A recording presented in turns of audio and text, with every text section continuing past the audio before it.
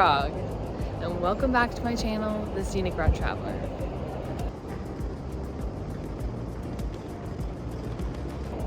On today's video, I'm going to show you guys all around the best places to go in Prague, all the places I love to go when I lived here back in 2017. This is my first time being back in Prague since I lived here, so I'm very excited to take you guys around and show you all the best places to go in Prague. Prague doesn't wait for you to catch your breath. The city's out here glowing as the sun slowly sets.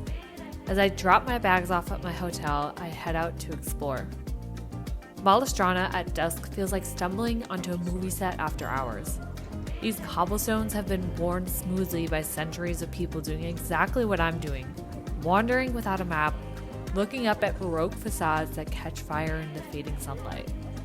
The whole neighborhood has this quality where you can't quite tell if it's really this beautiful or if the light's just doing something special tonight. I grabbed dinner near the hotel, nothing fancy, but it got me out here for what I actually came for, the Charles Bridge at sunset. Now every local will tell you it is a tourist trap during the day, and they're not wrong, but right now the crowd's thinned out and the Voltava reflecting the whole city back at itself. I understand why this bridge has been here for 600 years. I got here last night and took the evening to wander around, but this morning I'm here just past sunrise to get some photos. I'm on the Charles Bridge.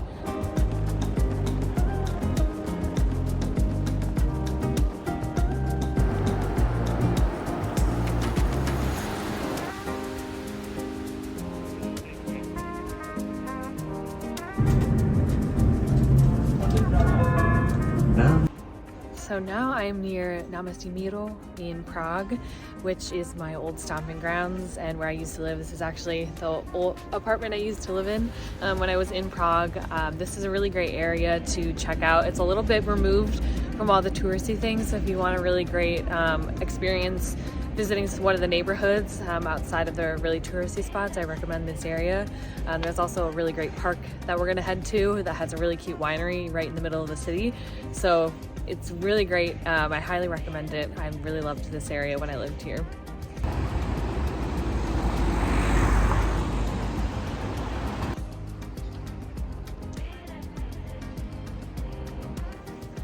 So if you are visiting Prague, I recommend checking out the different cafes.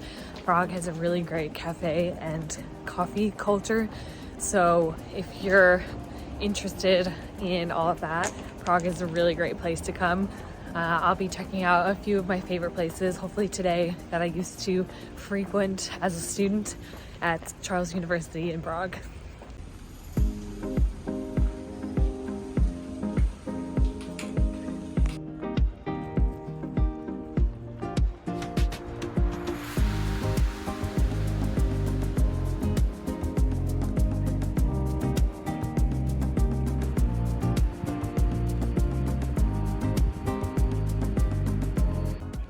So I'm now in my favorite park in Prague, and it's near the Náměstí Míru stop, which is where I got off the tram and walked over. It's also used to be the area that I used to live in, so I used to come here all the time for runs and to check out the vineyard that is unexpectedly in the heart of Prague, which you wouldn't expect, and the wine is actually pretty good. So if you're in Prague, I highly recommend coming to this park. It's one of the more beautiful ones. It's a little quieter. Not many tourists know about it, so it's wonderful.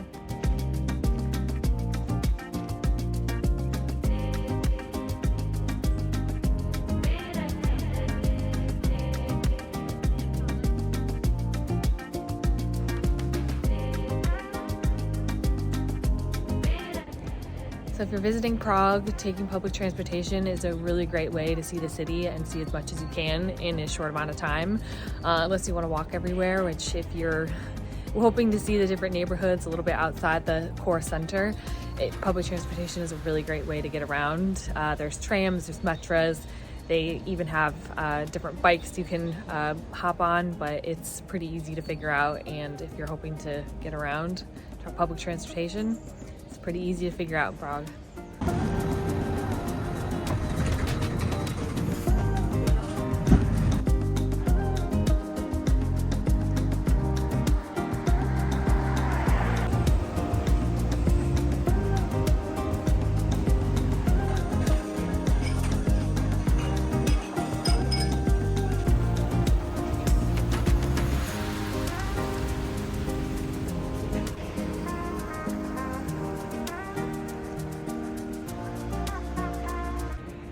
All right, so now I'm in front of the Žižkov Tower in Prague. It is considered one of Prague's uglier sights, but I mention it because it is a really great view from the top. You can pay to get a ticket to go to these towers up here. I believe there's also a restaurant at the top, so check it out and come up to this neighborhood. It's a really great area. There's some really great cafes around here, but that's why I mention it, because it's quite ugly, but it's cool view from the top and really great area.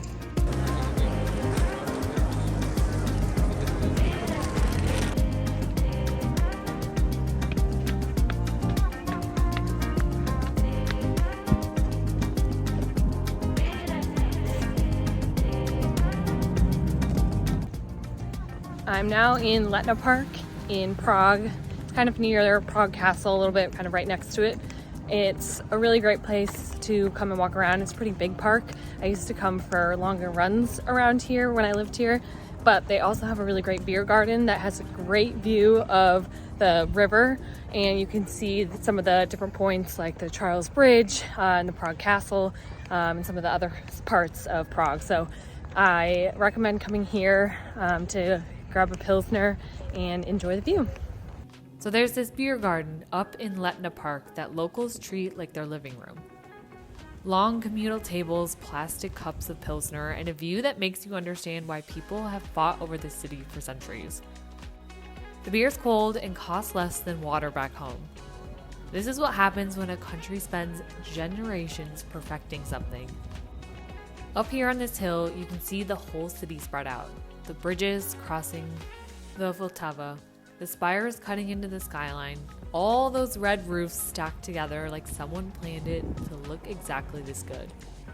The tourists mix with locals who come up here regularly, who've made this spot part of their weekly routine, part of how they remember why they live in this city. And yes, I'm heading back down for another Trdelník. Apparently, this is who I am in Prague. A person with a pastry routine, and I am at peace with it.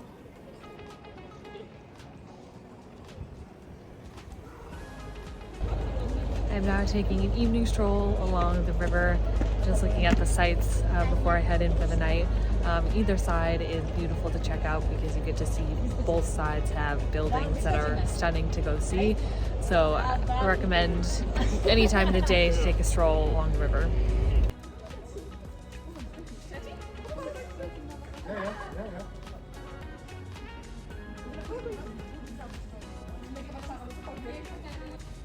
Old Town without the crowds is a completely different city. It's like seeing the bones of something before the world wakes up and puts on the show. The Charles Bridge in the early morning silence feels almost sacred. Just a handful of early risers, some photographers, a street sweeper working his way across the stones. The statues lining the bridge look different now. Less like attractions, more like witnesses to everything this place has survived and is still standing through. This is Prague before it has to perform for anyone. Quiet, cold, beautiful in a way that doesn't need an audience.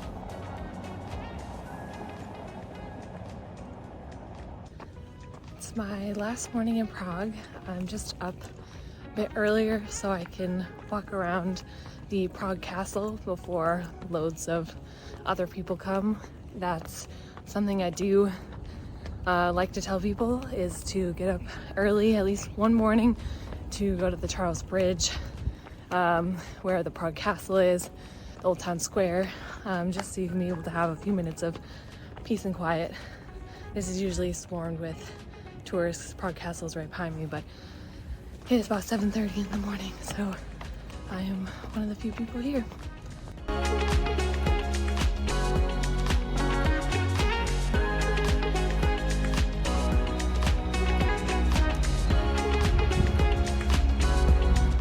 So I'm in front of the Prague Castle, and when I say that I recommend getting up early to check out some of these sites, even if you're just a photographer wanting to get photos with no people in it, or you like a little bit of peace and quiet in some of these touristy areas, this area is usually swarming with people.